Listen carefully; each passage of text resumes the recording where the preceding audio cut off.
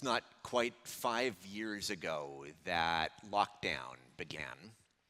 On March 15th of 2020, we met in the space for worship. Susie Jeffries preached.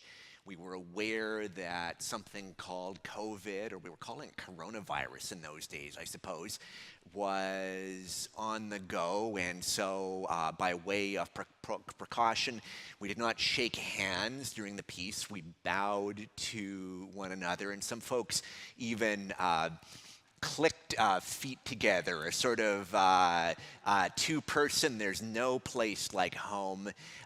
Nobody was wearing a mask. That was not on anyone's radar yet as a preventative measure. After the service, we went to coffee hour and we said, see you next week. And we didn't see each other next week. I remember the week that followed vividly. I think it was on Tuesday that we said to one another, there's no way that we could cancel church, right? There's this thing happening in Italy and China, but much like SARS and swine flu before it, this is just going to blow over. And then on Wednesday, the bishop said, I don't want you to meet in church on Sunday. So after months of these rumors, suddenly we were not going to gather on Sunday. I have a friend who says the whole experience reminded her of that joke about the two friends. One says to another, how did you go bankrupt? And the second one says, very slowly and then all at once.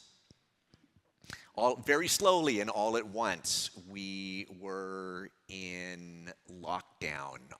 All of a sudden, we were by ourselves, and the news was full of horrors.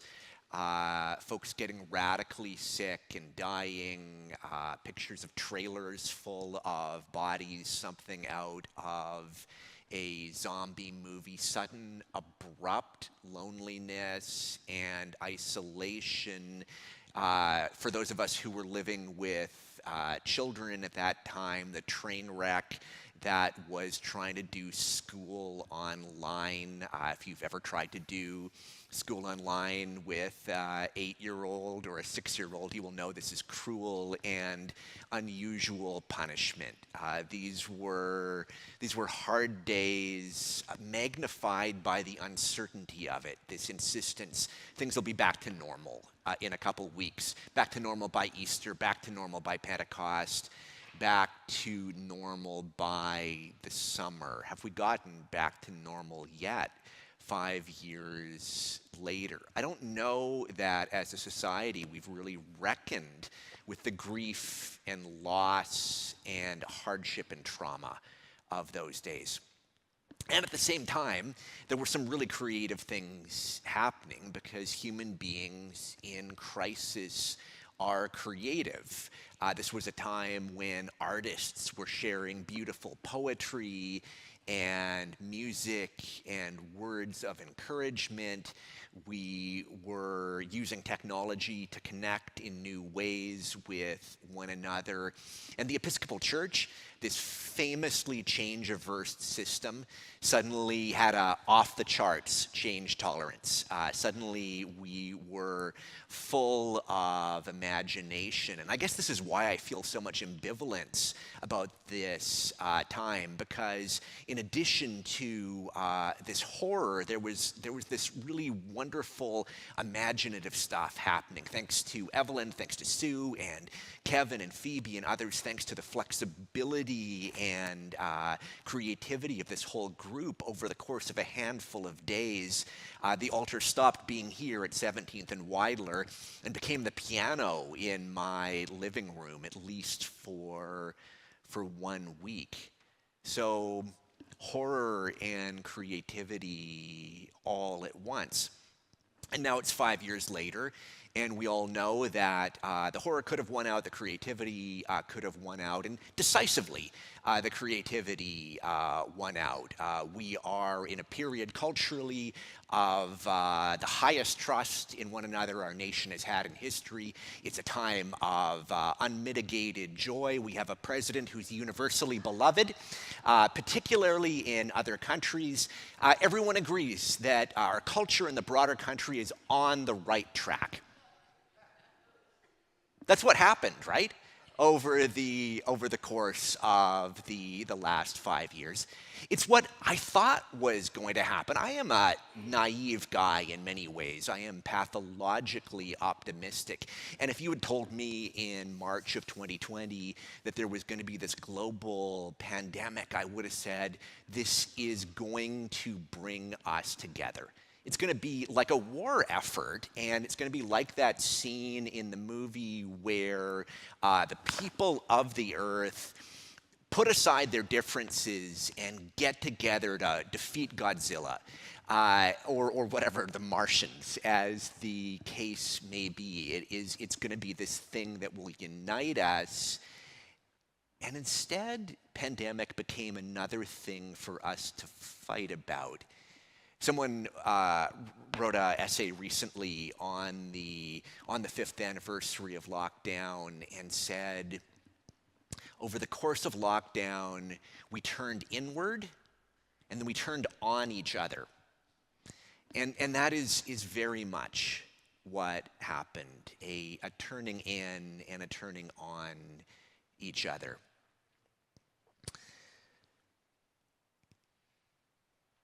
It's the first Sunday of Lent, and Lent begins with us hearing the story of Jesus tempted in the wilderness.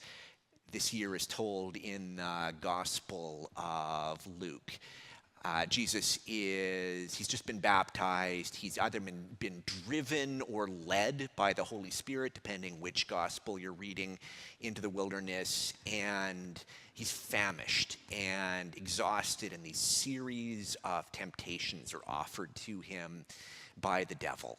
The tempter says to him, you're really hungry, and I understand that you can make food where there was no food before. Why don't you do that? Why don't you feed yourself? And Jesus refuses. And the tempter says, well, I understand you're the Son of God. You were deserving of power. Why don't you claim that power? Why don't you have everybody worship you? And Jesus refuses this temptation. And then the tempter takes Jesus to the pinnacle of the temple in Jerusalem, the highest place there is, and says, well, I understand you can do these amazing magic tricks later on. You might walk on water or shine on a mountaintop. Why don't you do one of those tricks now? Why don't you jump off and float down to safety? And Jesus refuses. Every one of the temptations that the devil offers to Jesus is a temptation to turn inward. Why don't you turn inward and take care of yourself? Jesus will indeed create abundant food later, but he will do it turning outward. He will do it for other people, not just for himself.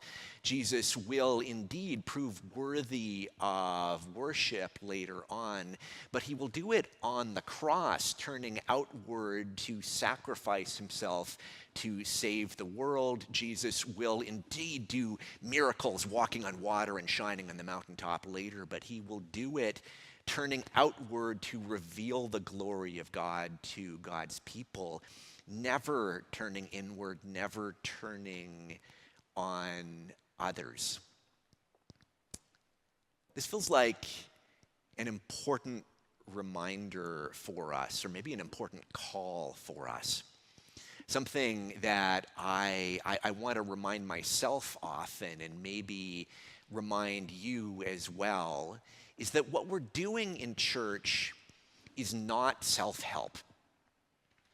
This is not a self-help exercise that we're engaging in this morning. Now, that's not to say that when we gather in church, we don't become more fully alive and more ourselves and more joyful. Absolutely, we do. I am more myself. I am more joyful. I am more purposeful by virtue of being part of church. I am persuaded by that research that says people who go to church live longer and are healthier and happier. That makes sense to me. However, people who go to church don't live longer and are happier and healthier because of some self-help secret, some how to win friends and influence people strategy that we're handing out. I think we are generally more vibrant when we participate in religious communities because of the turning outward. I am, to use the words of St. Irenaeus said, God's glory is the human being fully alive, and I am most fully alive because of church, because it invites me to turn outward towards God and neighbor. At the 8 a.m. service, we always begin with Jesus synopsizing like what the commandments are all about, what saying yes to Jesus is all about. And he says, this is the first and great commandment, love the Lord your God with all your heart and all your soul and all your mind. And the second commandment, it's actually the same as the first. Love your neighbor as yourself. Turn outward. Turn to neighbor. There's lots of ways in which we are turning outward here at Grace. We have a plan to build affordable housing on this campus to serve neighbor, to serve the least of these, to serve the poor. This will be the Sunday where, for the first time in 5 years, our community dinner will begin meeting weekly again. It was a lot of work. Oh my goodness, to get it back to meeting again weekly. Thank you, Laura, for your leadership in this, and thank you to everybody else who said we want to get back to meeting every week. Think about the sack lunch ministry.